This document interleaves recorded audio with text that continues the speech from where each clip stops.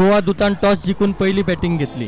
Man of the match Vipul पवाराच्या half सेंचुरीच्या नेटार ताणी 10 ओव्हरीत 5 विकेटींच्या बदला 113 रन्स काढले।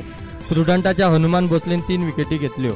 114चे टार्गेट घेऊन ग्राउंडार देविल्ली प्रुडंट टीम 10 ओव्हरीत 3 विकेटींच्या बदलाक 109 रन्सूच काढूंक पावली। प्रुडंटा वतीन साईश केरकरान नाबाद 57 रन्स काढले।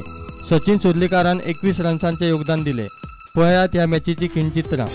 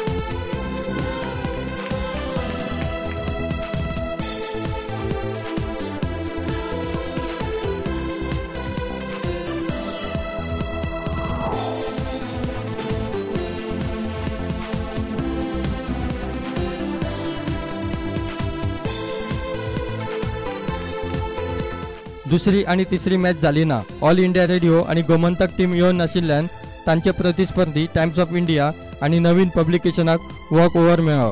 प्रुडंटा खातीर तुळशीदास च्यारी।